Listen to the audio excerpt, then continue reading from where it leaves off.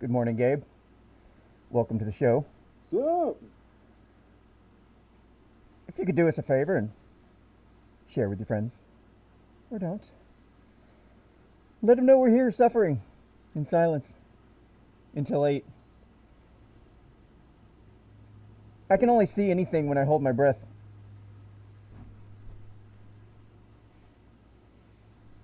Okay. What? Can you see okay on that thing? Me? Yep. Not really. I'm having a hard time seeing, to be honest with you. I can't see nothing. Hi, Rachel from Facebook. We'll be getting started here shortly. Just to let your friends know we're ready to get started. We got a lot of important topics to talk about tonight. And I hope you can hear me okay through this fucking mask. It appears you can. I think my audio levels are good. All right.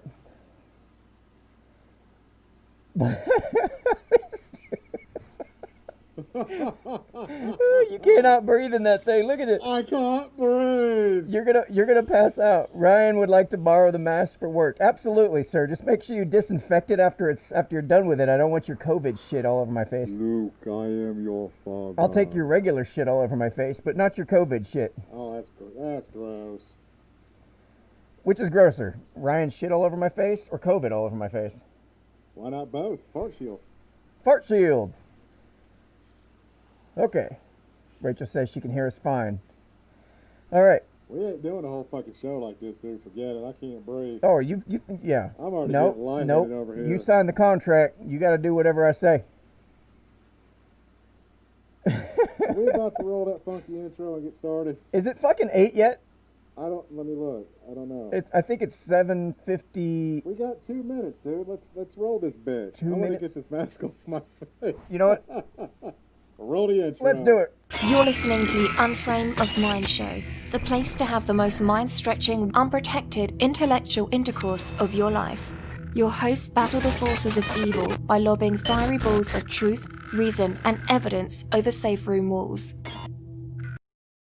And welcome back to the Unframe of Mind show, where we have uncomfortable conversations without a condom. I'm your host, Daniel Wagner. Anthony Trawick. I was trying to find my damn beer. It's great. See, this is the beauty of doing it on a Friday, is we can have a beer if we want to have a beer. Toasting to you laddies. Yes, absolutely. This is kind of exciting. I don't know. It's a different kind of vibe and a different kind of feeling. You know, when we're not like pressed against the element of time. Yep, exactly. All right, so here's we got a few things we want to cover tonight. One being the internets in general. Y'all need to get your shit together. Y'all suck at communicating. I'm just saying right off the bat, y'all suck at communicating, and it shows. Yeah. And you ain't been taught how to communicate properly, and you ain't had role models in your life to teach you how to communicate properly. At least I can fucking enunciate. Yeah. Anyway, I can. I've been drinking. but before we get started, there's a couple other subjects I want to hit on. That SB 145 bill that California That just sounds passed. like a sunscreen. Go ahead. It is actually, yeah. So, and then what was the other thing? The self-segregating black neighborhood. That'd be awesome. Yeah. And I think we might surprise you guys with how we feel about that, or at least how I feel about it. We're going to be deemed racist anyways. Yes, It's not it doesn't gonna matter how we feel. Yeah. All right, so let's go ahead and hop on into that. But before we do, I want to bring to you guys one of my favorite segments, the Phobeismist. And we're going to show you probably one of my The dumbest thing you'll ever favorites. My absolute favorite Phobeismist you've ever met. see. You going to run the intro for it? Yeah, let me bring it up. Oh. Make sure we're good to go, and then I'll go ahead and run the intro. How about that? Because that's how we roll. I'll even make the screen big and everything. Ooh. Yup, that's how we roll. We like it Take up big. too much of your time here.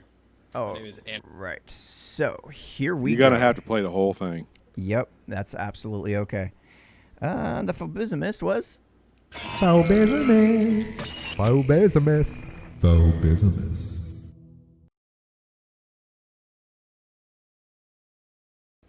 And on today's episode of The Phobeismist, we're going to tell you why you should be offended by boneless wings. Matter of fact, this gentleman right here is going to tell you why you should be offended by boneless wings. Sit back and listen to this nut job. You have no idea. You have absolutely no idea. So here we go. I think we need to call this guy up and have him take our spot as. I want to professional. interview him. I want him on the show. I legit cannot now. Just before I push play, I legit cannot tell if this dude was trolling, or if he is dead serious. He's one of the council members' son. Right. So to me, I was a little surprised that he would.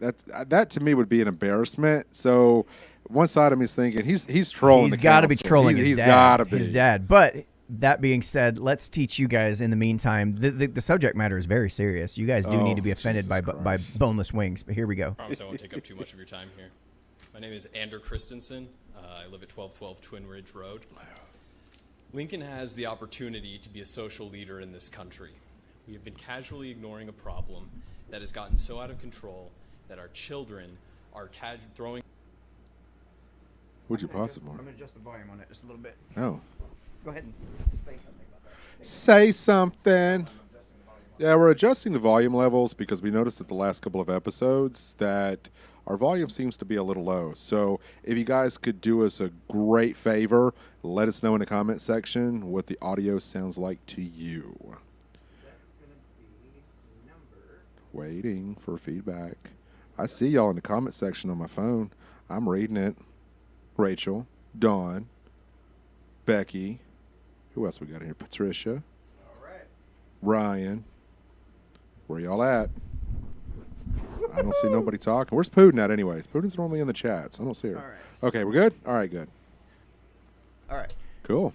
My apologies. We were doing some audio adjustments before the show, and I wanted to make sure everything was much more balanced. So let's try this again, shall we? Phobeismist. Phobeismist. Phobeismist.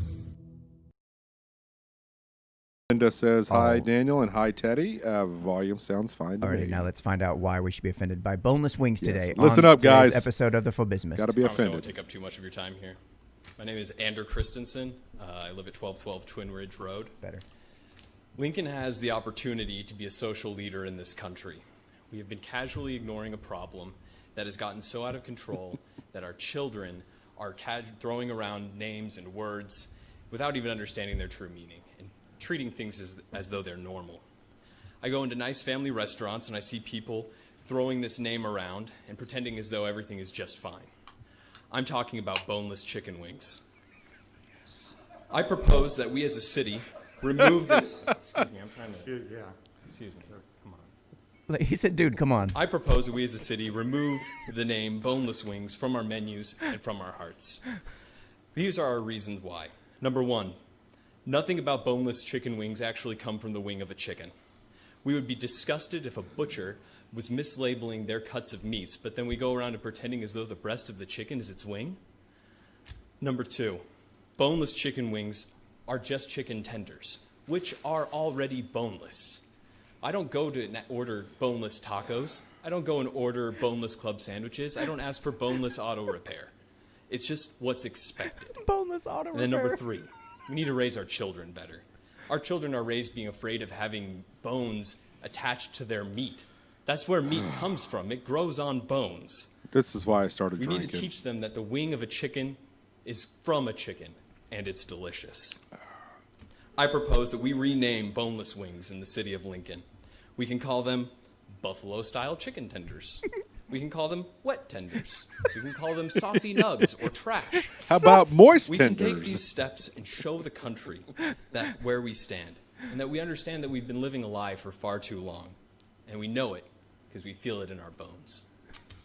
Thank you. Wow. Hold it down. Jeez. I would like to just comment here. For the record, that's my son. Fucking hell, man. I love it. Oh my God, I love that so much.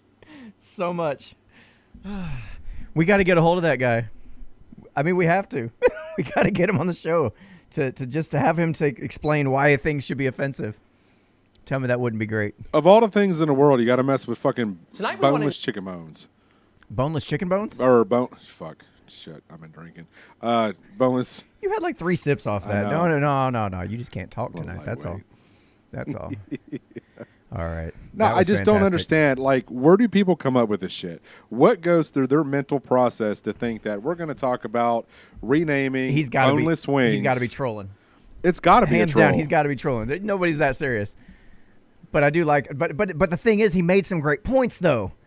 I mean, when you think about it logically, he did make some good points. You can't argue with that. Just let me have my boneless wings and let me just be on my way. Yeah, well, you can have whatever you want. Just call them saucy nugs.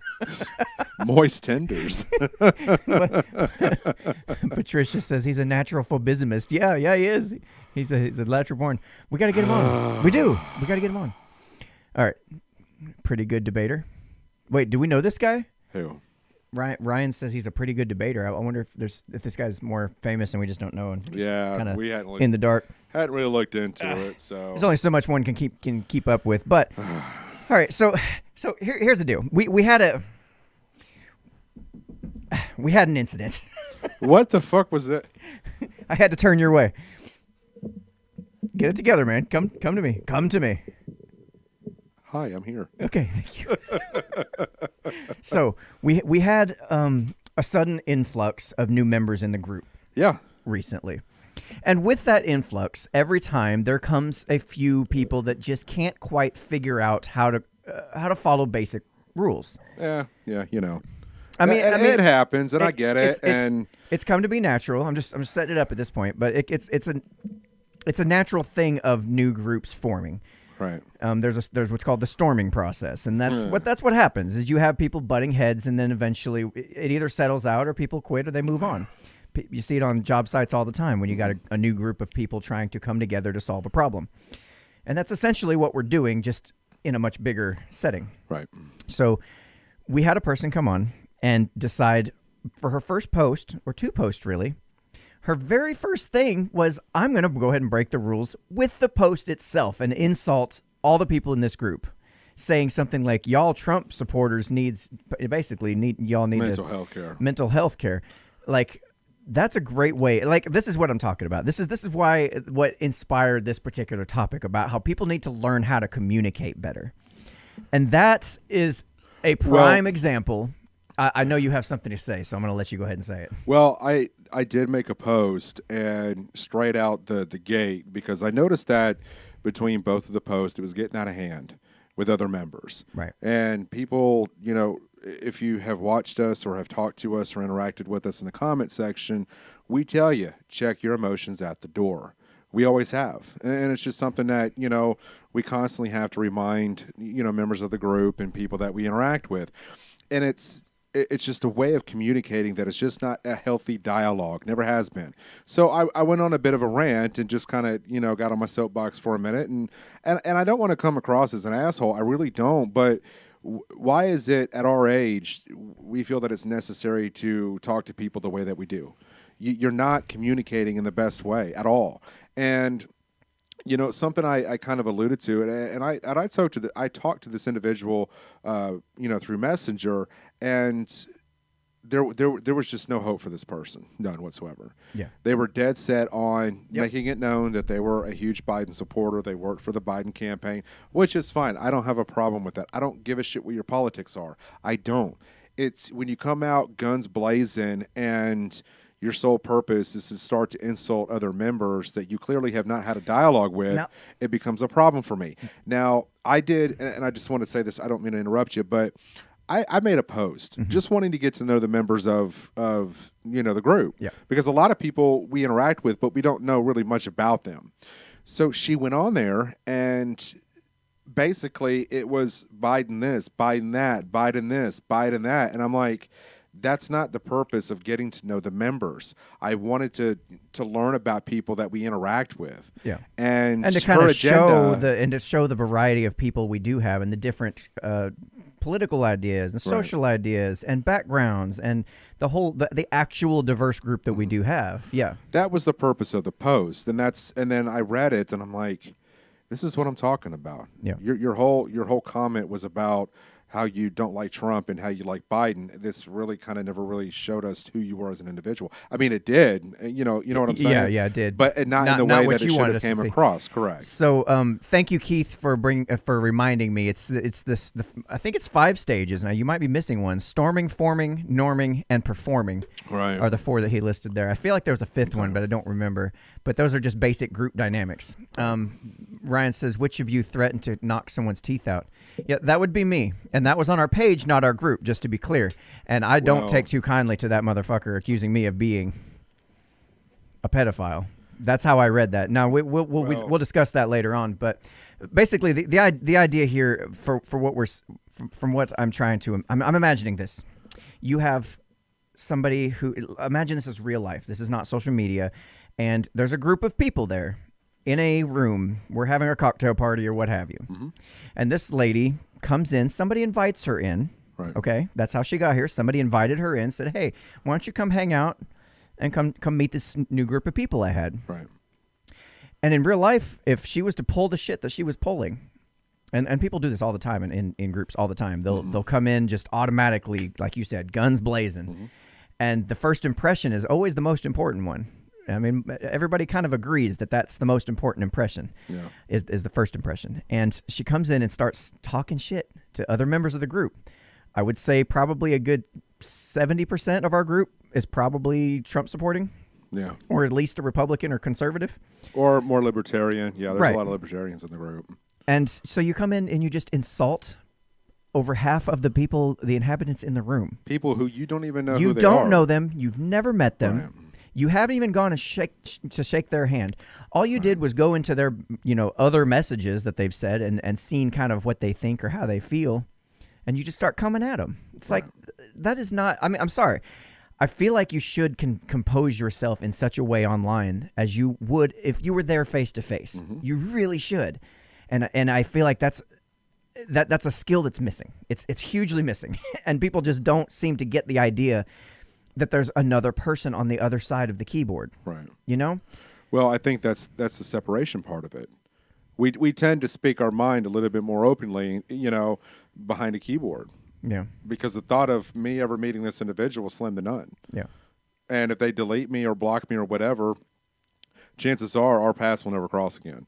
So people have the tendency of really kind of showing who they really are. Now, the difference between, me and most is I actually meet people who have watched the show or interacted with us, and, I'm kind of the same person that you see here on social media in real life. Just by our interactions of hanging out, not doing the show. We're the same guys. Yes, a part of what we do is entertainment value, but not necessarily all the time. When we have deep discussions or we talk about the social issues or what's going on in our society, it's still who we are. It doesn't change, that we can still be outgoing people and, we're fun to interact with. But that's the problem is like when you come out and your politics are personally ahead of your character, that's going to get you in trouble every single time. Yeah. And especially now, more than ever, politics has gotten to a point where it just brings the vile out of people. You know what I'm saying? Just the pure evilness of what they are, because you're so politically driven that you don't even care. Somebody from the group posted, I don't know if she posted in group or on her personal page. She posted a page, something, I don't know. I'll fix that in a second. And I've been drinking. I'll fix too, that in a second. Anyway, so the post was something like, y'all have gotten so deep into being Republican and Democrat that y'all didn't realize that a long time ago you stopped being decent human beings. Right.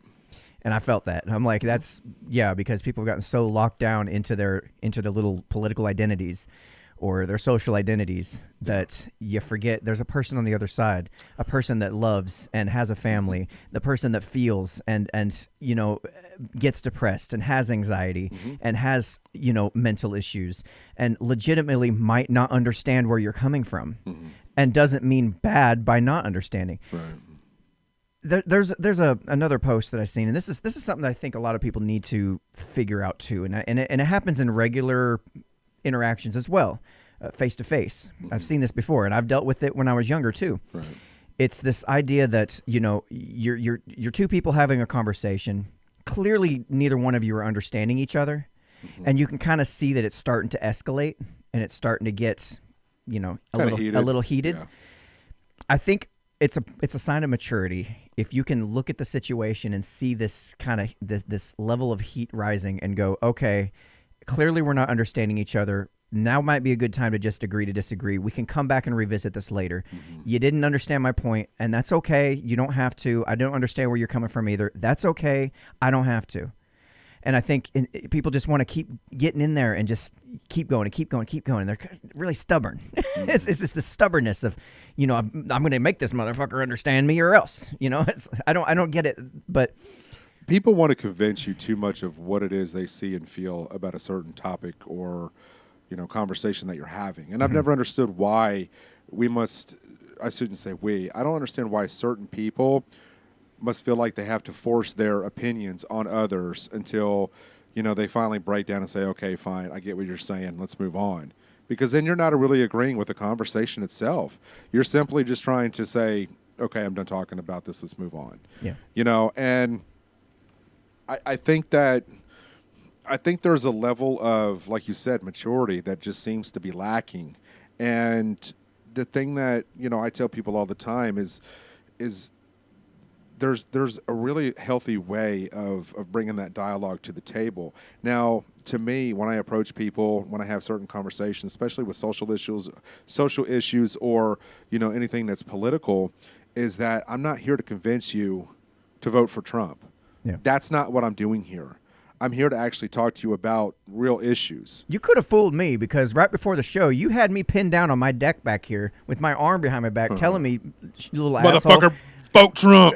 Or I was like, what's gotten into you? I don't understand. I was a little aroused by it, but it's not. But what we've gotten away from is we hate politicians so much, we're willing to accept them under the worst conditions. And that is one of the reasons why people they don't care about how far out their Biden is. They don't care if he's been touching, little girls and getting close to them inappropriately and all this and all that. They don't care that, Trump made a comment about grabbing a woman's pussy and all this other shit. We've gotten away from discussing politics. We've gotten away from what is in the best interest of the country when it comes to foreign policies, when it comes to domestic terrorism, like we're seeing right now. And I think that's part of the reasons why we're seeing our society right before us. And when you look at the world around you, we're starting to collapse. Everything going on with the cops, everything going on with Black Lives Matter, everything going on with Antifa, the Proud Boys. You're seeing the unrest in this country because we don't focus on the issues anymore, because we're so emotionally driven and charged that we're going to force people to see our point of view one way or another. Yeah. And then now it's resorted to violence, and violence, thus crime, thus killing people. It's not a healthy conjuncture anymore. It's not. Well, for those of you who just joining the chats, we are talking about the general lack of communication skills on the internet and the general lack of maturity when it comes to seeing when a conversation is going to be fruitless and hopping out. Yeah. Now, another point I wanted to hit on is I had somebody tag me in a conversation asking me how I felt about a subject. Which you always love those. And so I'm sitting there. First of all, I appreciate. I mean, I know what you're trying to do. I appreciate it. That's fine. But what was this about? It doesn't matter. It doesn't matter. Okay. You'll see why in a minute. But first of all, with everybody having busy lives as it is, don't tag somebody in a post that's, gone on for 49 comments with, everybody writing a novel after novel. I don't have time to go back and dissect who's who and what's what and what the conversation was about. I don't have time for that. Okay, well, just let me stop you right there. Was this the group page? No, it was somewhere else. I'm just talking about general communication skills. Just Well, it just needs to be known if it is the group. Then internet etiquette. I can be tagged as well. Yeah. No, this wasn't that. This was just somebody wanting my feedback on a topic. Okay, gotcha. After the conversation's already been had. Oh, that's weird. It happens all the time, and it's not a big deal. But listen, just as a general rule, try not to tag people in comments after the conversation's already gone on for as long as it has. 2 days. I'm not going to go back and read all that. I'm just not. And in which case, when I do start trying to hop into the conversation, I may miss a very important detail that makes me look like a fool. Yeah. And now we both look like idiots, right? So the general gist, what I got out of this is I noticed there was some very abusive language coming from one side. Ooh. And it didn't really, and at that point I'm like, look, it really doesn't matter what I think about the topic. Y'all need to stop interacting with people that treat you like shit. Yeah. And this has been this has been a really freeing policy of mine, is if people are going to start calling me names and being manipulative and being abusive, I will not engage you any further until you fucking apologize or you take back what you said, and we can move on as two normal human beings having a discussion. I stop the conversation right there until that is addressed. I kind of wonder when you see people interact on social media and the way they degrade each other, become disrespectful, argumentative. Are you this same person at home with your spouse, with your children? And I mean, because that does set up a kind of a question. Are you really this person in real life? Or are you just this person that's only this way when you're on social media? Because, emotions like this tend to breed themselves. Yeah. And it also is a representation of your character, because if you're getting online and you're talking to complete strangers like horseshit and disrespectful and just pretty vile, it makes me kind of wonder, how do you talk to your wife? How do you talk to your girlfriend? Yeah, how do you talk to your absolutely. kids? How do you talk to your peers? Jason's feeling guilty. No, it's no problem, man. I get this all the time. It just felt like it was time to kind of address it, and just it's a basic internet etiquette kind of thing that I don't think a lot of people quite understand. They don't quite recognize the amount of time that I require personally to put into these subjects, because I don't want to come in guns blazing and making assumptions. Yeah. I don't make assumptions about anything. Yeah. I only will discuss a topic in the context in which we're having that discussion. I'm not I very seldom will click on somebody's profile to go see what they're about. Right. Like I'm the very same seldom. way, yeah. And I notice people do it to me all the time. They'll start saying things in the conversation that tells me that you went to go look in my profile and research me so you could come up with the next point to try to jab me with. Yeah, Like that's immature. That's very. I think it's immature. It really is. It is juvenile. It's very and it's just you gotta understand.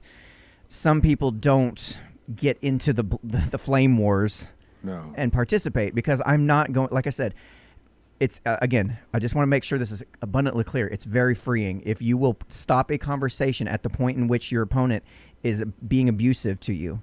Don't start being abusive back and trying to jab back, because they fucking love that. They want you to, because then they can jab and then you jab and then nobody learns anything. Nobody does anything. Look, try this. If you want people to stop talking to you that way on the internet, stop letting them talk to you that way on the internet. Yeah. It's simple. It really is. I do the same policy in my personal life. If you're going to talk shit to me, if you're going to talk to me like crap, guess what? We ain't got nothing else to discuss until you address that. That's it. Yeah. I don't talk to my own father-in-law right now for the very same fucking reason. Right. Because he wants to come and talk shit. That's fine. You can do what you want to do. You're a free person. You do you. I'm not going to engage you in that. If you want to address the issue, then we can talk. Well, simple. And I think this is something folks have learned. And for the ones that have followed us for a long time now, you understand that we have these discussions.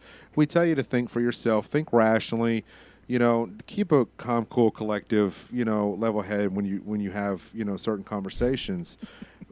But ultimately, the show is about really kind of reeling things back. Dude, man, come on. Go ahead. Quit flirting with people online. It's my mom. I'm flirting with my mom. No, my mom hey, said, Mama, I need my to mom flirt said, with you cut now." that string off. It's driving me nuts. Listen, I'm still in the process of working on this jacket. I have not hemmed up the sleeves yet and put the cool buttons on it yet. I'm still working on it. No, I did this, by the way. I added all this cool shit in the little patches. Damn. Little Look at my patches on the arm and calves, stuff. dude. You got some sexy calves, homie. Dude, that was from my years of playing football. If you ever want to know why, I am a big dude, and I used to play football, and so, dang, those are sexy. So Rachel's, Rachel's replying to somebody else. But I like what you said, though. It's like, I can't stand that. I'm like the same person on social media that I am in real life. I won't say anything online that I won't say to your face. Look, if more people did that, we'd have a much more civilized internet. But here's the thing is, and I tell people all the time, I can't stress this enough, and I sound like a broken record for the folks that have watched us. Apply the 10-second rule. Everybody's got the emotional level of a 3-second rule that you often hear about. When you react, it's sudden, it's instant. It's out there for the world to see and hear. Ooh, type. Boom. I'll get him. But then I'll you know what him. you get? It's like when you revisit that, you're like, I shouldn't have said that. Well, because you didn't apply the 10-second rule. Let's take a step back, breathe, think about what was said. And if you're not sure about, the text content in which it was coming across to you, ask questions. Oh my God, ask questions, people. Ask questions. What did you mean by that? Internet communication or any communication, one-on-one. Right. Even with your spouses in real life or friends or family, I can't tell you how many times you and I, what would you mean by that? Well, this is what I meant. Right. And if you're not clear, you call me or I call you. And dude, I heard it said one time that the 3 most important words in a relationship are not "I love you." The 3 most important words are "tell me more." Come take me now. That's also important. Yeah. Those are also important. I'm still waiting for you to say those words to me. I can't wait till he says those 4 words to me. But yeah, tell me more. Like it shows a genuine interest, a curiosity in what the other person has to say, a genuine effort in trying to understand where they're coming from. Why do they feel the way they feel? Right. Why do they think the way they think? And that is key. Most people will take the other road, which is assumption. Mm-hmm. We're not gonna ask you to tell me more. We're just gonna assume. I get you in so much damn trouble, dude. Assuming things. Mm-hmm. God, I can't even begin to tell you what that does. And it's a snowball effect too, because not only are you assuming what you think or assuming what I'm thinking, right, but then you're reacting to that assumption accordingly. Yeah. You're reacting. You assume I'm some kind of white supremacist racist, so all of your responses come off as a response to that assumption, which then applies emotion on top of it. Right. It's a catalyst for a destructive conversation. Yeah. That's all it is. So the most important thing I want to get across for this, and I'll give you a chance to express your most important top point, is this communication thing. And I don't know why I didn't get it until a college course told me this. Communication is a 2-way street. Yeah. Okay, there's the sender and there is the receiver. Yeah.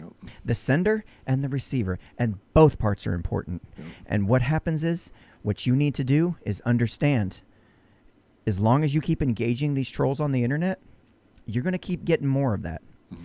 The moment you throw up your hands and say, you know what, I'm not going to engage with you until you straighten your shit out, people will start to come around. They'll start to straighten their own shit out and go, hey, I really want to interact with this person. Or they won't, and fuck them. Right. They'll double down. Good. You just learned that you don't need that person in your life. Yeah, to me, the biggest important, the most important or the biggest important thing that you can do online, and I just kind of covered it, is just you got to rein in the emotions, bring them in. And you have to look at the context of the message in which it was written. And if you're not sure of what they were implying, you've got to ask questions, because then you're responding back to what somebody said, not off emotion, but also the way in which they came across. And it's hugely important, because fundamentally we want people to be able to talk to each other in a very civil way. Mm-hmm. It's part of the group, And when things get out of control, you're not really accomplishing anything. And people want to be heard. They want to be you can understood. Be heard. You could be understood, but it's all in the approach. It really is all in the approach. I mean, if I come out and I'm like, hey, fuck y'all. I'm not a Trump supporter. You're going to fucking vote for Biden, and African-American Kamala Harris or whatever the fuck she is. Right. It's just like, most people won't want to deal with me because I come across that way, like I got a massive chip on my shoulder. I come out guns blazing. It's just like, dude, this person. I don't want to deal with him. And then you wonder why the quality of your relationships is total dog shit. But here's the thing, though: if we're not willing to accept this in our personal lives from other people, why are we accepting this from people online? This is a very easy concept to apply, and people are not doing this. Yeah, no, I get it, and I think people are actually allowing this kind of thing to happen in real life. They have a hard time, especially with family members, especially with people who, like your parents, your siblings, your aunts, uncles, grandparents. You'll put up with a certain amount of abusive bullshit, and when it comes from family members, you'll put up with that much more. We're told to tolerate them because we're related to them. Yeah, I'm sorry. Look, I don't care how related you are to me. You don't talk to me that way. Right. You just don't. I'm sorry. I'm not going to put up with it. Yeah. I wouldn't do it to you. And I'm not going to accept it from you either, regardless of how related you are. I do want to grab this comment by Rachel in Facebook. Yeah. What's going on? She said this happened to me many times working in a restaurant. People would scream at me over the phone and call me names. And when they came in and realized I was who they spoke to, their whole attitude changed. It's crazy. Yeah, it's amazing. And I hear this from popular podcasters all the time. People that they'll talk shit to them online, but then the moment they turn around and respond to this person in a nice manner, or they talk to him face to face, or they, email them a nice email. A lot of times these people are like almost not like flabbergasted, like, oh, I didn't know you were a real person. Yeah. Like it doesn't even dawn on you that this is a actual living, breathing person on the other end of the conversation. Why? I can't understand. Like honestly, I can't wrap my mind around that, but lo and behold, it's true. People do that. I guess, part of the reasons why I love doing the show is just try to understand the human element of why we treat people the way they do. You know what I'm saying? It's like I love sitting back and reading the comments, especially on the group page, after the shows, and just understanding people's thought process as best as I can. Right. To kind of get a little bit of an idea of their character and where they're coming from, and things like that. I can't. You broke. I can't do it, dude. I can't do it. Becky said it looks like Daniel's trying to touch Anthony's knee. So I touched your knee, and you lost your train of thought. I'm sorry. Dude. Look, you got to be a professional. You got to stay on point. I am not that Don't guy. let me break you. If anybody's ever watched this show, you're the intelligent one. You're the smart one. I'm the straight shooter. So it's, yeah, you're the sensitive teddy bear, man. I am not No sensitive. doubt. Fuck y'all. All right, so at the risk of running out of time for our other topics, listen. Running out of time. We ain't got nowhere to go. I want to ask you if there's anything that we've said today that really stuck with you, that maybe made lit up a light bulb in your mind, or is there something that you can tell everybody else? I just want people to talk to each other better. That's it. Like what I'm looking for is some kind of an advice, a tip, something that you found has helped you in your online communications to help have people better understand you. If there's some ideas, I'd like to see them. Yeah. If you've learned something today, I'd like to know what it is.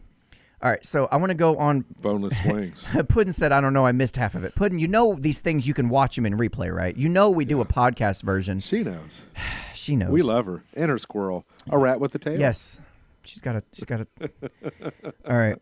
So we've got okay, so here's the thing. I thought this was kind of cool. All right. So you sent this link to me. I guess it helped to bring it on the other page here. So a group of black families bought 97 acres of land to build a city for black people from scratch. Okay, so I'm going to read just a little bit of this for those to get kind of caught up, and the podcast listening audience as well. So this is from simplemost.com. And it goes, thanks to the Freedom Georgia Initiative, a black-owned, woman-owned, family-owned, veteran-managed, limited liability company, black people in Toomsboro, Georgia, will get a whole new city.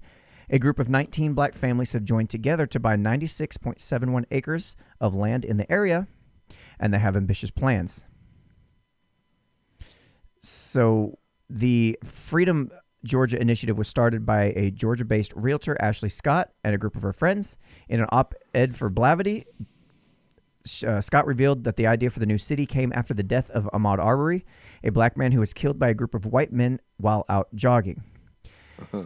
She says, I sought counseling from a black therapist, and it helped. It helped me realize... I think she needs a little color in her life. ...that what we as black people are suffering from is racial trauma. We are dealing with systemic racism. Racial trauma? You mean the white guy that was on his cell phone walking away and a black kid came up behind him and smacked him upside the back of the head with a brick isn't racial? I don't know.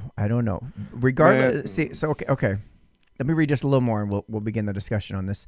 So the group's website goes into detail about their vision. Their vision to develop our vast, resource-rich 97 acres of land in Toomsboro, Georgia for the establishment of an innovative community for environmentally sustainable living, health and wellness, agriculture and economic development, arts and culture for generations to come.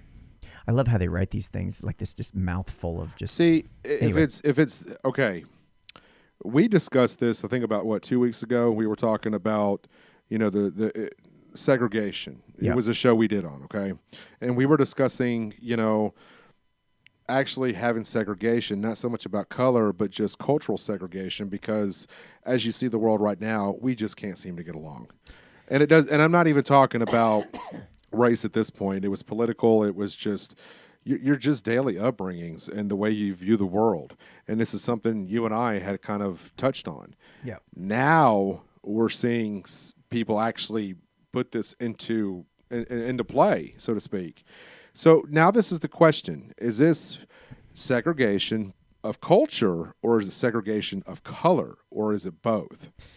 Well, check. Hey, Phil, thanks for watching on Facebook. Hey, when y'all gonna have us on our show? Good Yeah, Lord, no man, shit, we need dude. to. I got we a need tattoo to get, man. We need to work Come this on. out. Anyway, so let me read this little section here. They say we discovered the viral post about Toomsboro, Georgia for sale, and we joined several Facebook groups discussing building black cities and new black Wall Streets. And we're here for it. Scott wrote in her op-ed, "It was clear to me that the developing new cities was necessary because these old ones, even with strong black leadership, have too many deep-rooted problems." Okay, so I want to address this, and this is, you might be surprised how I feel about this. I actually kind of like this idea. I do too. Okay, I guess I guess you're not surprised because you feel the same way. No, I think this really honestly gives black people a chance to get out away from the Democratic Party, Republican Party. This gives them a chance to create their own system in which they feel is going to be best for their people. Mm-hmm. Again, it's culture and color. So, well, I think according to their website, I did go back and look at the actual website. Right. And according to the website, it's for black people, but it's also for their allies. So they're not saying it's black people only. Right. That needs to be understood. So I want to give them a chance to see what they can do with this in a very productive way. That's such a white thing to say. I got my white privilege card. I mean, that's why I'm saying it, because I got to use it for something. Fuck, dude. No, I'm just fine. Here's the thing. I think, okay, I'm trying to. I look at things through an anarchist lens. Yeah. Okay, so I kind of had a feeling this is where you were going to go. So with it. from that perspective, Yeah. be that as it may, this here, great idea. If you guys want to go out, try to do your own thing. I feel like in a free society, we would have millions of these. Right. Little small communities that try to solve a problem in a novel kind of way. Something's not working in the area you live in, you move over here to this other one that's trying things a different way and see if that works better for you and your lifestyle and your family So it's and cultural your community. segregation. Again, people do tend to segregate themselves in We do it groups. already. Anyway, Yes, we do it yes, already. yes, right. I don't like this idea that we're going to go to the government and say, hey, we need to force everybody to be completely equal. That's asinine, Right. first of all, because you're never going to be able to get that to happen, and you're never going to be able to get that to happen in a peaceful manner. Right. Because, as I hate to say it, but some white people don't want to live with black people. Some black people don't want to be around white people. Dude, It's here's the just thing. a thing. And there's nothing we can do No, about right. it, and it's okay. And here- There's nobody being hurt by Here this. is the reality of life. Yeah. Racism exists. Black people are equally, if not worse. White people are equally, if not worse, racist towards each other. This is true. Yeah. And we're seeing it more and more as things unfold with Black Lives Matter, with Antifa, Proud Boys, whatever's going on in our current society. We are seeing racism probably at its ugliest. And to my honest opinion, dude, this has been building for some time. You know, a lot of people want to blame Trump for all this shit. Whoa, hang on a second. Before you start blaming Trump, let's go back. It's just not under one administration here. People need to get that shit out of their head thinking that, you know, Trump's to blame here. No. We're like, well, Trump kind of, you know, he sent it over the edge. Well, you had started at some point to feel the way you did. And I guarantee you it wasn't under the Trump administration. I guarantee it wasn't under Bush. I guarantee it wasn't under Obama. This is stuff that has been building for decades. Here's one of the things, the realities of trying, one of the few realities of trying to have a truly culturally diverse population is that you actually see levels of trust go down. Right. When you have people that are of different backgrounds, of different cultures, of different races, of different ethnicity, everything, religions, all this stuff. If you try to sit there and intermingle them, what happens is you don't have that group cohesion that you need to have for a community to be successful. You end up starting to have this breakdown where people kind of tend to section themselves off in their own little homes and their own little silos, and they don't go interact with their neighbor as much. They don't trust their neighbor as much. They literally do not trust their neighbor as much. That's sad, like, dude. There's actual studies showing all of this, what I'm talking about. You can go look it up. I'm not just pulling the shit out of my ass. There's actually part of what we're seeing with modern day society is that you don't go out and talk to your neighbors as much. Maybe in the rural communities you might, because you kind of have to. But in the city, it's not uncommon for you to not know who your neighbor is on the wall on the other side of you. That's sad. My upbringing was so different, dude. I'm a people person. Yeah. I will talk to my neighbor. I will stop them. Hey, you need a hand with something? What was it? The place I was living over here in my hometown. I'm not going to say where it's at, but it was a black couple that lived across the hall from me in this apartment that I lived in, and her and her boyfriend were carrying a washer up the stairs, struggling with it. So I heard what was going on outside of my bedroom window, went outside, and I said, hey, you guys need some help. It's just... Oh, boy. Okay. So I never made it to the end of this article in my research, and it just brought to my attention by Lady Della from YouTube. She says, yep, at the end of the article, they say they'll want federal money in the form of bonds. Okay, so here we go. Built from the article, it says... I wasn't saying nothing. I was just interrupted. Whatever. Go ahead. I'm sorry. None of it matters. Nick, quit touching my leg. No means no? Yes, it does. Sorry. Built from scratch, she wrote... Then go get all the money the United States of America has available for government entities and get them bonds. This is how we'll build our new Black Wall Streets. See, okay, so that one line right there tells me that this particular community is doomed to fail from the start, because they're already in the mindset that the only way this is going to work, it sounds like reparations, is if we get taxpayer funds from the U.S. government to help us. Like, dude, if you're going to do it on your own, I am all for the idea. If you're going to go out and try this experiment, if you're going to go out and try to start a new business, a new venture, a new community, a new novel idea, do it. Yeah. Try it. There's no harm in saying, that you gave it the old college try. I mean, right. People don't are ask surprised. the taxpayer for help. No, yeah, don't be doing that shit. No. That defeats the purpose from the start. When I see people kind of branching out doing this, kind of wanting to create their own society, I encourage that, dude. Like, I will come and visit and spend my money in your community. Yeah. I'd like to see that thrive, because there's a lot of Americans that feel the exact same way as I do. Like a true anarchist community. If somebody was to try that, I would be all for that. But do it. People will look at this as being racist or whatever. No, to me, it's some people prefer to live that way. Mm-hmm. I prefer, I'm born and raised in the city boy, but I love being out in the country. Mm-hmm. So at some point, I like to move out there.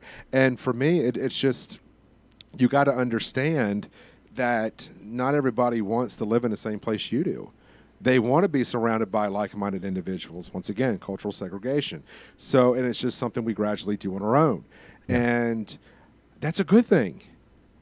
But I also think that you should still have an open mind to accept people in to your 97 acres of whatever you want to call it, and visit, see what it's about, get to know people.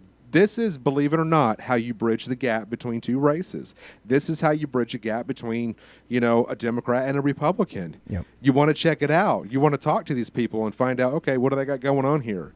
It's just the human element of the way we approach people or things have been completely lost in our society. And it's sad, because we evolved so much, man. We've come so far, and it's almost like seeing what's going on in the world today, man. We have taken huge steps back. Mm-hmm. No strides have it's just... Yeah, it's all back. And, here's the thing. There's not really any one... I wouldn't say political leader. I don't want to go that route. But you really don't have an activist that is really stepping up to bring people together. No, don't give me the shit of Reverend Jesse Jackson. That dude is a fucking fraud and a racist if I've ever seen Yeah, one. no shit. You know, I'm talking about real people that want to see real changes within our society and to bring people together. Because if what we're seeing right now continues on, dude, this is, I mean, you know, like I said before, and we kind of painted the picture, a civil unrest or war is possible. And if it hadn't already started, it will soon. You know, and a race war, that's scary, you know. I got to think about my kids when this shit's going on, Right. you know. So Jason from Facebook says, I'm all for it so long as the acceptance is for all races that desire to do the same. Right. Yeah, all races, all colors, creeds, religions. If you are like a diehard and you identify as a diehard Catholic, by all means. Yeah. Let's have a Catholic neighborhood, you know, whatever. I mean, I don't care what it is. People should be allowed to do. And honestly, I think that's what a free society would look like. I really do. Right. We would see more experimentation like this, minus the let's ask the government for funds to do it. But the general idea and the spirit of it, the vision of it, to say, hey, I see a problem in the world. We feel like there is systemic racism. We feel like there's deep-rooted problems. Right.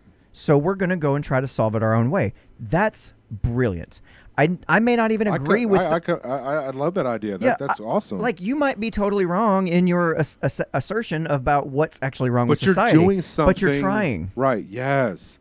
Like, dude, I agree with... I don't agree with their reasoning, their reasons why, but I totally agree with the whole idea of just, hey, it's a beautiful thing, and I want to see more people try it. I really do. It's no different than the Amish. Yeah, creating their own community. Or like hell, even the way I parent my kids, for example. Right.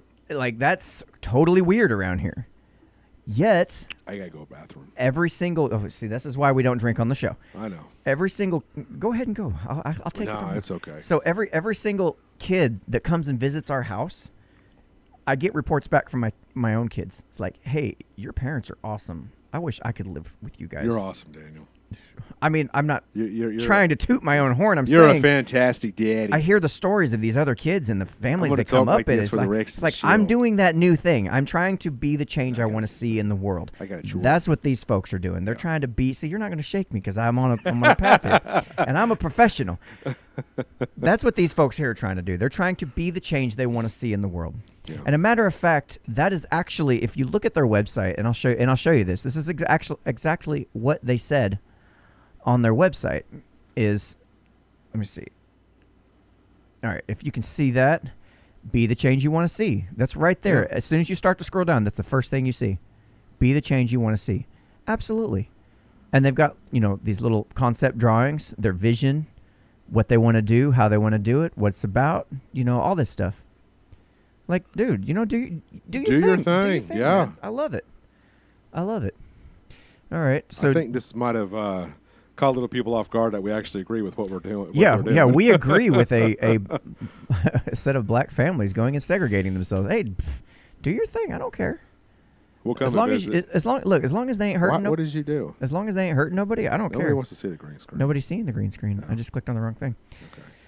All right, so Patricia says, my mom. Hey, Mom. She says, how did Jay get in there? Oh, they must be talking amongst themselves. See, y'all throw me off. I'll just wait until they have a comment for us. That's cool. All right. So I'm gonna go on the last subject of the night. Hey, hand me a sticker right here. Yeah, let's go ahead. Hey, y'all, check these out. So we had these stickers made, little self-promoting for us. It's the 2020. Here, what is it? I'll take so it. You can probably get closer. Yeah, you go ahead and talk. Yeah, so we had these made up, and these could either be a gag gift or these could be for somebody that actually had the coronavirus. And we made these stickers in honor of those folks that have gone through the pandemic and all this shit that's currently gone on in our societies, since January 1st of 2020. They're $5. All the money that we make off of them go right back into the show, goes right back into equipment, stuff like that. It's a very small way to help us out and support us. If you guys just want a sticker, Daniel will handwrite a letter for you. He'll even autograph it, and then he'll print his name. It is the sexiest thing ever. I love it. All right, so the address for that is in the comments right now. Cash App /money sign unframe of mind. Just $5. It's a sticker thrown on the back of your car. You know, it says 2020 Survivor, and it's got a face mask on the front of it, and then at the top of it, it's got the actual coronavirus, itself. So. All right, so from D Live, I've got somebody asks, can I ask you a question? Well, I'm going to assume that was your question. Yes, you can. Yes. So we've answered that question. I feel like our work here is done. No, I'm just kidding. Go ahead and ask the question, man. Don't waste my time with asking. Move on. Yeah, don't waste my time asking. If you could ask a question, just ask the question. Jason says, "Will he lick the envelope too?" I do. I lick the envelopes myself. Daniel will lick the envelope. If there's anything you want from me, I don't know what the fuck it'd be. What could I send to people? Ooh, nose hairs. Yeah, toenail clippings. No. All right. Becky needs a letter. I need to write you a letter. I'm sorry, Becky. You actually had a hand-delivered sticker. That should be worth the letter in itself. All right. So our last topic of the night before we wrap up for the evening is the SB 145. There was a California bill, SB 145. If you guys have heard about this, if you're on the right, you've probably heard about it as the "Oh my God, California is finally legalizing pedophilia" law. And if you're on the left, you probably didn't hear about it at all because it's not that big of a deal. Okay, a guy came back and asked the question. Oh, no. Oh, the Observer? No, that was a different person. Oh, no. Okay. No. You have a time machine that allows you to view anything in Earth's past for 10 minutes. No interactions. Where do you go? Boy, that's a deep question. I would have to say the signing of the Declaration of Independence. Okay. That's a fun question. To actually sit in and watch it just for the 10 minutes being signed by every single no person. Interactions. No. I appreciate the no interactions part because that totally changes the whole formula if I'm allowed to interact. Well, I'm not going to interact with that, but I mean, I would love to see that just that coming together and the Declaration being signed. That to me is, this is home to me, man. This is what it's about, We wouldn't be the society we are if it wasn't for that. Gosh, I don't know. So many things come to mind. I couldn't pick one. I honestly don't know. That was the first one off the top of my head. Yeah, first one off the top of my head would just be to go back and see if Jesus was in fact real. That would be an interesting one. I already saw somebody post in the comments. To be fair, I did think of it before you posted it, Puddin', so but I think we're on the same wavelength. Great minds and all that, Yeah, I don't know. That's a tough question. I have to give it some more thought, but I appreciate it. And any other questions you want to throw in the comments, let me know, and if I catch them, I'll read them off. Yeah. So SB 145. Everybody, like I said, if you heard about it, I don't know anything about this. If you heard about it from the left, you might have heard it was oh my God, California is legalizing pedophilia, and I'm seeing a number of things online where they're talking about, oh Jesus, now if you're 20 years old, you can have, or if you're 18, you can have sex with an 8-year-old and it's okay. Or if you're 24 years old, you can have sex with a 14-year-old and it's okay. Turns out, as I was doing my research, and this is the same thing we saw with Nick Sandman, the same thing we saw with George Floyd, the same thing we see with all of these incidents. If you just go off of the initial reporting you hear on it, what is this? You're gonna come off. I will. You're gonna come off looking like an idiot. But if you take the time to actually research it and figure out what's going on, what's the background, So from what I ascertain, from what I understand, SB 145, what it does is it changes the laws that were currently in place, which was the original law was something like this: if I am, say, 22 years old and I have sex with my 16, 17-year-old girlfriend, I will go to court. I will get in trouble for statutory rape, right. But it was up to the judge's discretion whether or not to actually put me. It was up to the judge's discretion whether or not I was required to register on the sex offenders registry for the rest of my life. Okay, This only applied to vaginal sex. It only applied to people from between the ages of 14 and 17. It only applied to those who were 10 years within 10 years gap. Okay. So at the very farthest extremes, which to me is not the best numbers, but that is how the laws were. Is if I'm 24 years old, I could have sex, or I think it was 24 down to 15. I think 15 was. A 24-year-old having sex with a 15-year-old. You could do that. You're going to get Now, a bullet in the back of the head from me if that was my daughter. Right, and I agree with that. What happens is you would get in trouble. You could be prosecuted. Dead. You would end up being prosecuted, going to jail, all that stuff. All that stuff was still in place.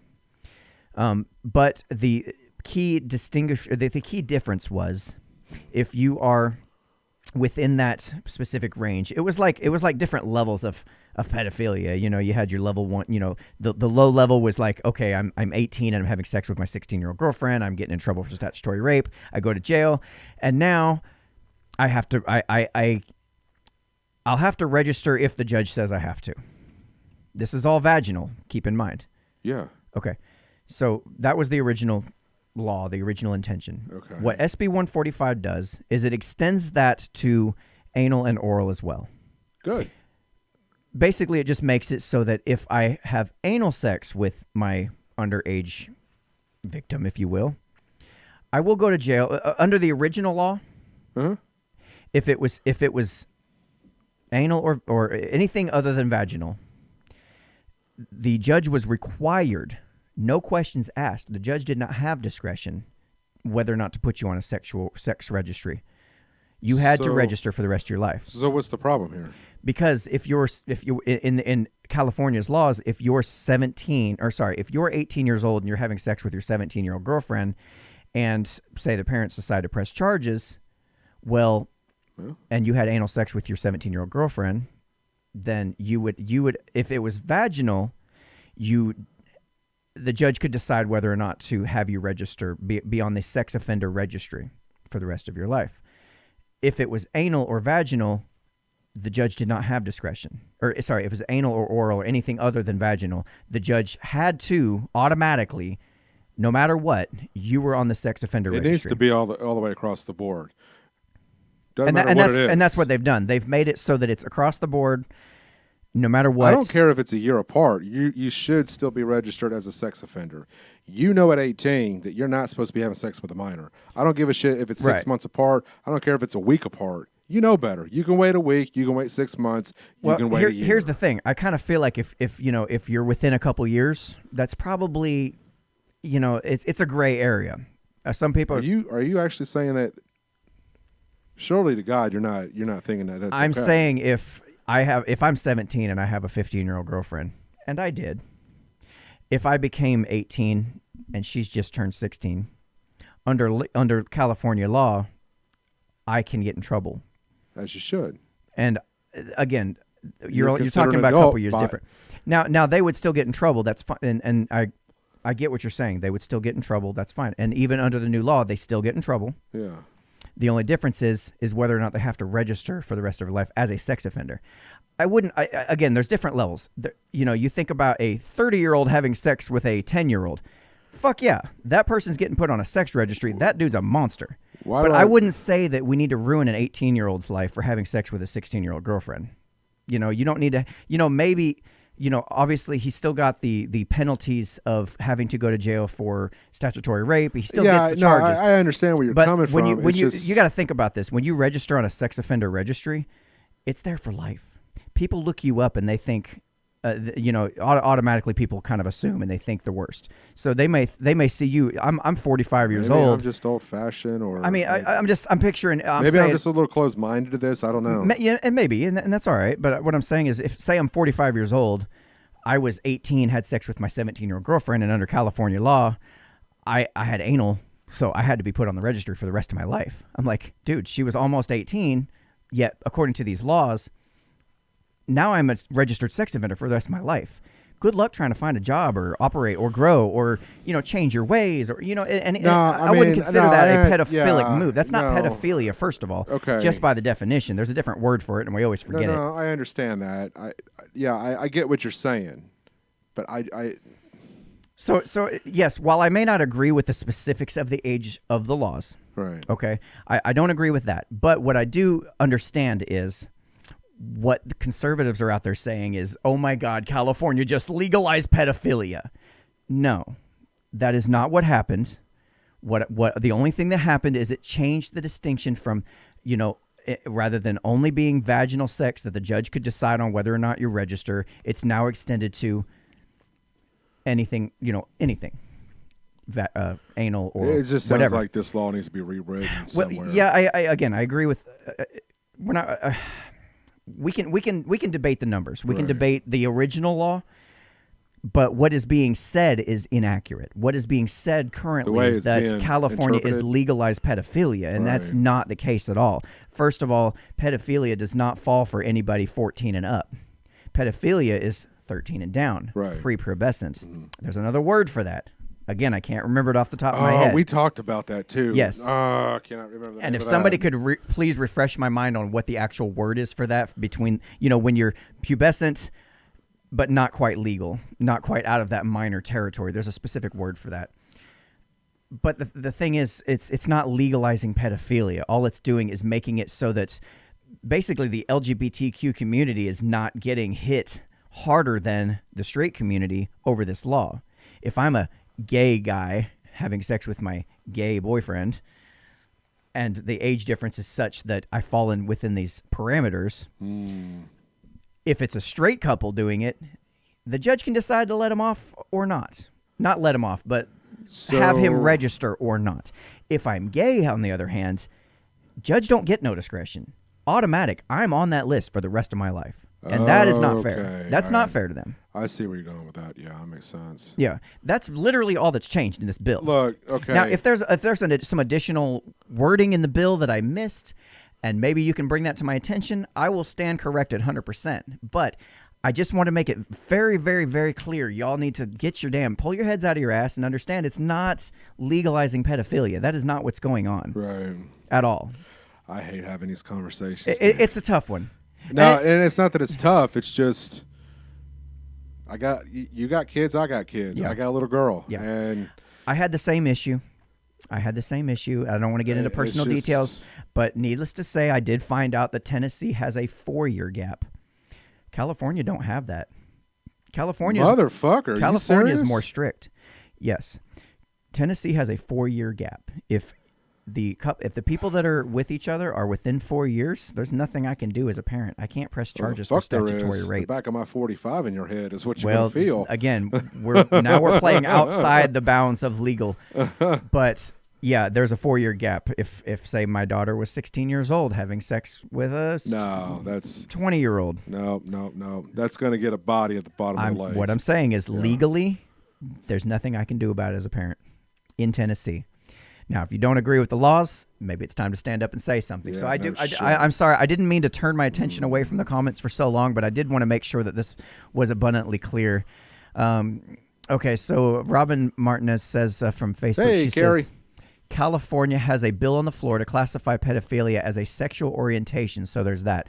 Okay, that might be, and a bill on the floor is different than a bill passed. I'll agree with that. Yeah.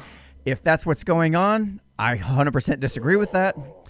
My point is, for this particular topic in this particular, within the boundaries of this particular discussion, is just to correct the record that no, California is not trying to legalize pedophilia with SB 145. Sounds like a sunscreen still. Okay, Lady Della says, "Oh my goodness." Well, I'm not surprised it's in Tennessee. That's not Hey, funny. that's not, fucked up, That's man. not funny.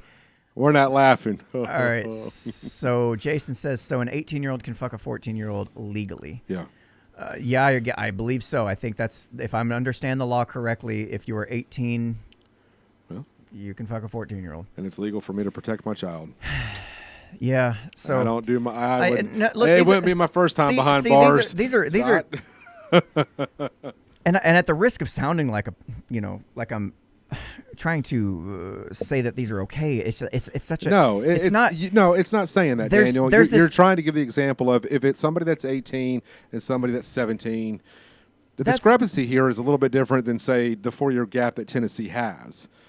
You Yeah, know, I difference mean, between even- 18 and 14 is huge. It's a huge gap. Yeah. I understand what you're saying. Do I agree with it? No, I don't agree with it. Yeah. If you're 18 and your girlfriend's, 17, put that dick back in your pants and you can wait. You can fucking wait. Yeah. You can wait until she's an adult. What you guys do from there, I don't give a shit. I don't care. So maybe that's where the I have- strong that's where I conservative have- side coming out of me. I don't know. I don't know. I don't know how. I honestly don't know how a free society would handle this. This is one of the things I haven't quite thought through. And the thing is, different kids are ready for those kinds of interactions, sexual interactions at different ages.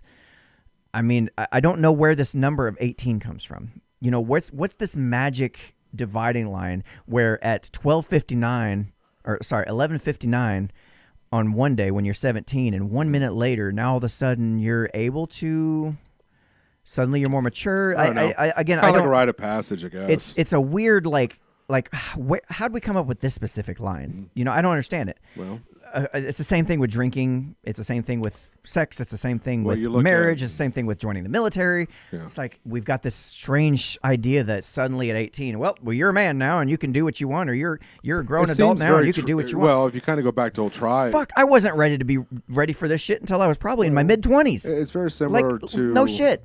Very similar to tribes, the tribal traditions of going through the processes of life when you get to a certain point. It's been going on for as long as we've been here on Earth. So Yeah, Pete says, I always wanted to fuck when I was a kid.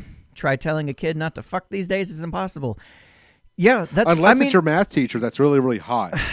See, now... I think as guys, we all can agree. I find it hugely ironic.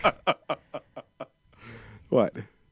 I'm just noticing like the complete different demeanor in the way you talk about it. If it's a young kid having sex with his clearly adult math teacher, but if it's an 18-year-old It's very dude, sexist, but if I it's an know. 18-year-old dude having sex with a 16-year-old girl, you're like, fuck that, 45, back of head, that motherfucker's dead, serious. You guys see what I'm saying? Well, because it pertains to me. Yeah. I'm fucking my math teacher. It ain't some 18-year-old fucking my daughter. There's the difference. That's just the different way. But that's unfortunately that's not how societal laws work. You can't, we can't shape them just to satisfy you, Anthony. I know. Anyway, yeah, it's a tough subject, and I appreciate y'all hanging in there with us for that one. It was a joke. I mean, Yeah. Yeah. People, they'll get used. They'll get used to it. Yeah, no, and I get where you're coming from. I'm not mad at you for it or nothing like No. that. But it's just kind of You always hear people find online talk that way. Is what I was getting. I just find it interesting the whole different mindset. All right, so let's see. He's a hypocrite. Donna Frank says he's a hypocrite. What the fuck is a hypocrite? Please tell me you just typoed, okay? Because I don't want to have to try to define what a hypocrite is. Because it sounds like somebody who gripes and is a hypocrite, and that's worse than just a hypocrite. I love it when y'all give me shit, dude. That gives me just energy, and I'm just, come on, bring it. All right. Carrie says... And that's not alcohol speaking either. Carrie says, in my high school, the resource officer was fucking a senior. Needless to say, they're married now. Ooh, interesting. Good for them. Yeah, so that's see, now, I don't know, man. I don't know. What's more creepy, having sex with a 17-year-old or patiently waiting until they turn 18 to have sex with them? Rub one out. What's more creepy, though? Like, I'm going to stay within the boundaries of the law, but I'm going to go, ooh, that 16-year-old over there, she's really hot. I'm going to go ahead and just wait till she's 18, and then I'll hit on her. In the meantime, like you said, rub one out. Now you're talking about, rubbing one out over a 16-year-old, Who is it? What does it say? Under 15? Hebephilia is under 15. Thank you. I'm so glad somebody grabbed that for me. Mm-hmm. So, yeah. So, the statement that SB 145 is legalizing pedophilia is wholly inaccurate. If you at least said, and you'd still be inaccurate, but if you at least said SB 145 is legalizing hebephilia, you would be closer. Right. Because of the age that we're talking about. It doesn't matter, dude. We're not talking about kids. We're talking about, that's just, teenagers who are sexually mature. Well, Donna said All right. both creepy. I don't know if she's talking about the pedophilia shit or if she's talking about me and Daniel. Probably both. Probably both. We're probably both creepy. Yeah. Again, these are tough. It's always a tough conversation. I'm very to have hesitant about trying to be assertive on. Because you don't want to come across as somebody that is, what you say could be taken the wrong way. Yeah. And then people are automatically saying, well, he's defending pedophilia. Well, so you're not. And like I said, I don't know how a free society would handle it, but I'm pretty sure a free society would not handle it in such a way where they had this magic date. Yeah. where that helped us determine when it was legal and when it's not. Well, it's like I'm I pretty said, sure with there would be tribes, you had a rite of number of passage. other factors that are involved in this. Some people might be ready by the time they're 16 because they're mature enough, they can handle it. They're adult enough by 16, and you've met people like that. At 16, I would gladly let them go out and be an adult in the world, and they would be just fine. Dude, have you seen the 16-year-old girls that Some look like people- they're 22 Right. on the makeup Well- and the clothes they wear? I'm not talking about that. I'm talking about No, maturity I'm just level. saying. But It's gotten there's- to a point now where you can't even decipher the difference of how old kids are. Well, there's it's fucking, dude. It's like. But I'm also saying there's some people that That's are. why I like older women. I feel like in a free society we would have different rules, or different ways we would handle these things in terms of, like I said, some 16-year-olds are ready for the adult world. They're ready to go. They're rocking and rolling. They're mature. They're mentally developed enough. They're, obviously, they've gone through puberty. Right. And there's some people that, like I said, I could have been mid-20s before I felt like I was ready for the adult world. No shit. You gonna drink yours? Or? I did. It's gone. Fuck, I need another one. Mid-20s. Okay. I'm telling you, I didn't feel ready for the adult world until probably mid-20s, and there's a lot of people that probably by the 30s aren't quite ready for the real world. Right. I don't know how you handle that.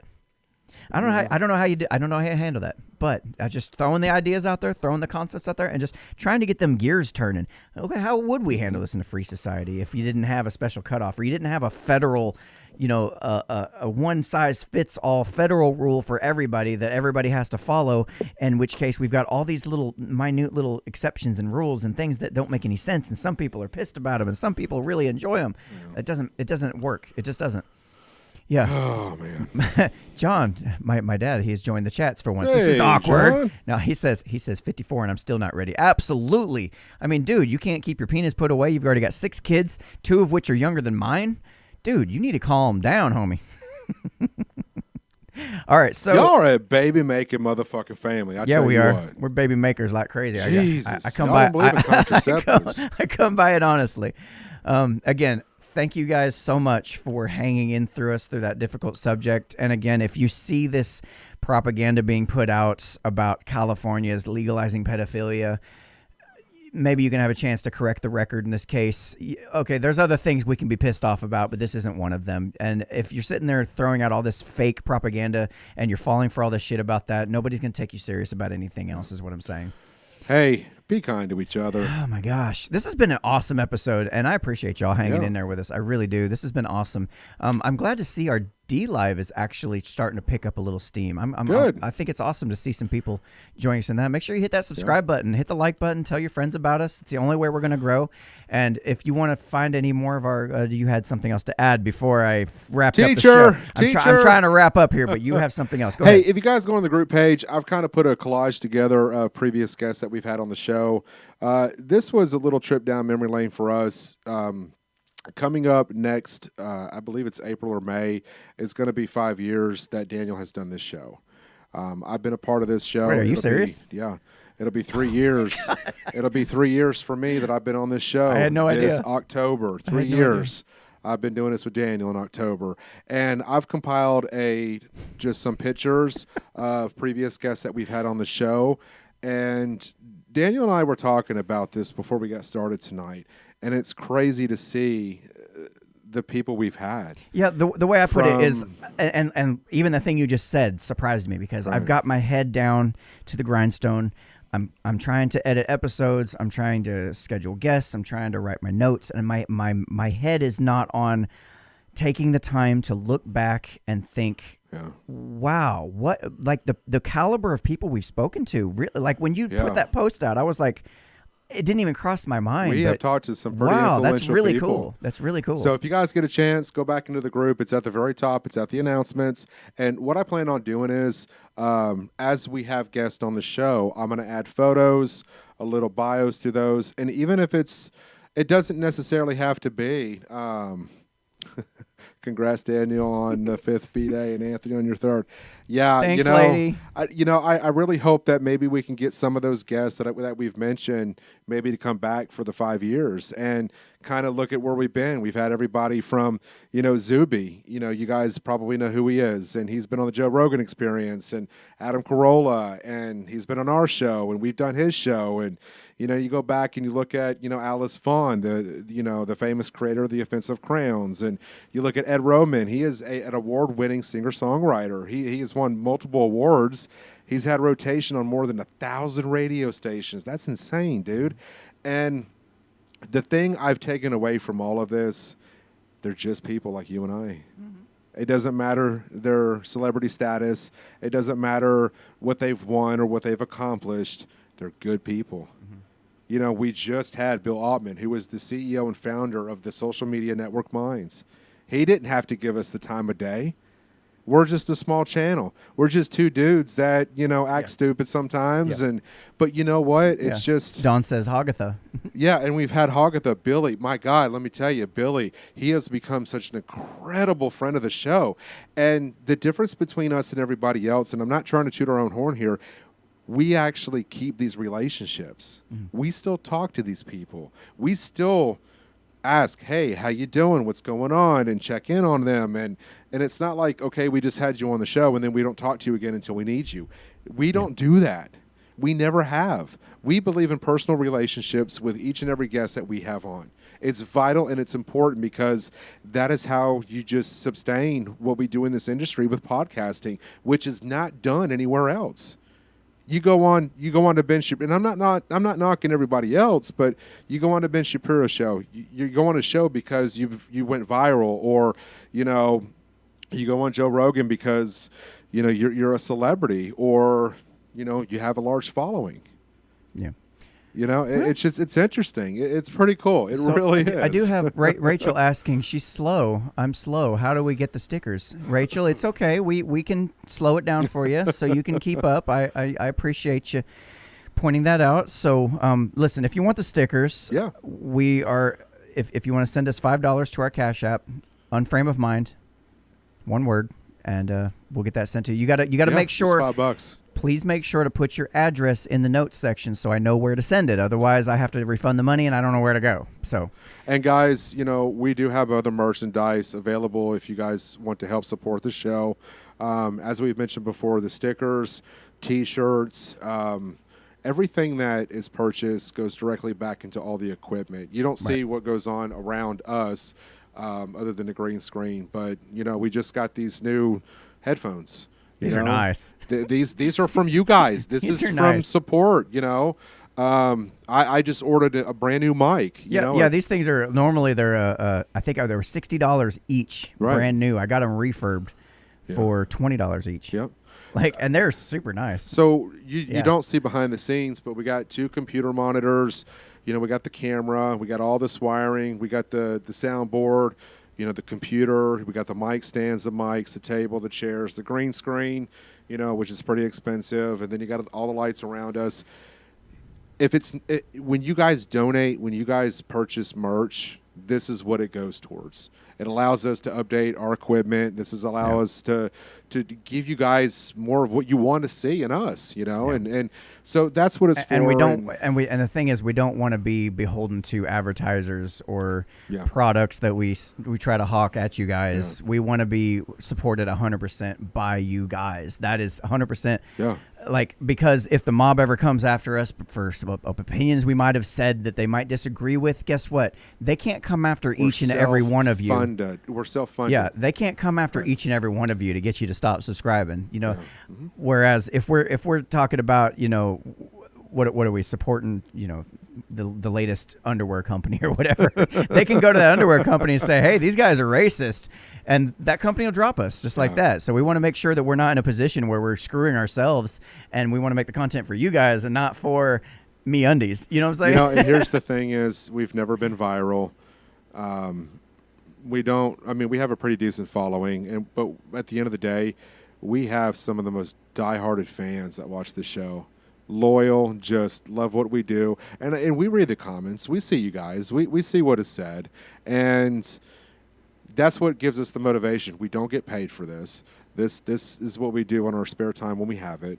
But we love talking about the human element of what we see in life. And this is one of the reasons why we do this. So. If I buy a shirt, can you get a new jacket? Says my dad. But anyways, if you guys, the jacket was every now and again, if you've watched the show long enough, you'll know that sometimes we dress up. Anthony was a convict. Well, I was in Facebook jail. That's a little different. Yeah, he was in Facebook jail, so he was dressed up as Facebook jail, and every now and again we'll put on. I did Hagatha. We'll put on wigs. We'll do, we'll dance and do the Macarena for you if you want, if that's what makes you happy. But anyway, we're gonna go ahead and hop off here because I have got a road trip ahead of me. And hey, have a safe and happy holiday Yes. weekend, guys. Y'all be good. All right. And this has been another uncomfortable conversation without a condom. I'll be your host, Daniel Wagner. And Anthony Trewick. All right. Good night, guys. And we're going to stop streaming now. Or should we stop streaming? Yes, we should. Okay. Oh, you just unplugged